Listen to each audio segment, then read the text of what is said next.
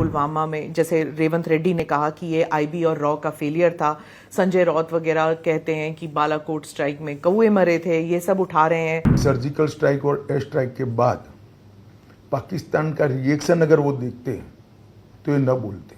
जिस घर से पथराव की घटना की एफआईआर होती उनको सरकारी नौकरी अब नहीं मिलती है। जो टेररिस्टों से रिश्ते रखे उनको सरकारी नौकरी से बेदखल किया जा रहा है। फारूक अब्दुल्ला साहब को संज्ञान होना चाहिए कि आपके शासन में वहाँ 8%, 10%, 13% वोटिंग होती थी, कल 40% तक, 36% तक वोटिंग हुई। बालाकोट स्ट्राइक और पुलवामा के ऊपर भी फिर से चर्चा शुरू हो गई है। लोग कह रहे हैं कि पुलवामा में, जैसे रेवंत रेड्डी ने कहा कि ये आईबी और रॉ का फेलियर था, संजय राउत वगैरह कहते हैं कि बालाकोट स्ट्राइक में कौए मरे थे, ये सब उठा रहे हैं। ऑपोजिशन है पूरा उठा रही है। देखिए, सर्जिकल स्ट्राइक और एयर स्ट्राइक के बाद पाकिस्तान का रिएक्शन अगर वो देखते तो ये न बोलते।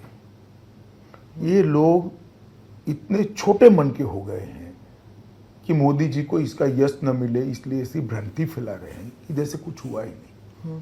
मुझे बताइए स्मिता जी, इतने बम धमाके 10 साल में हुए सोनिया मनमोहन सरकार में, एक का भी कॉन्क्रीट जवाब दिया गया है क्या?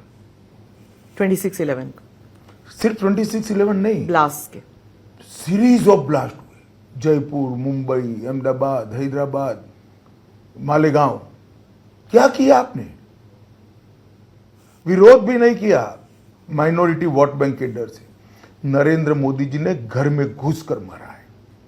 और वो छोड़ दीजिए, धारा 370 जाने के बाद कश्मीर की स्थिति को पूरा परिवर्तित करने का काम भारतीय जनता पार्टी की सरकार ने किया है। मैं आपको बताता हूं, 33 साल के बाद वहां थिएटर शुरू हुए। 33 साल के बाद वहां पर ताजिया का जुलूस निकला है। 2 करोड़ 11 लाख पर्यटक आए। पत्थरबाजी की एक भी घटना 23-24 पूरे साल में नहीं हुई। पूरे जम्मू कश्मीर में 2 दरबार की सिस्टम बनाए रखी थी, हमने समाप्त कर दी है। लगभग हजारों करोड़ का इन्वेस्टमेंट आज कश्मीर में जा रहा है।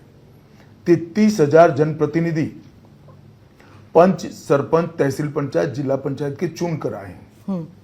और इसके साथ साथ मैं आपको बताता हूं कि 58,000 करोड़ की 22 परियोजनाओं को हमने डेवलपमेंट के काम में पूरा कर दिया। कश्मीर के हर घर में गैस पहुंचाया है, नल से जल पहुंचाया है।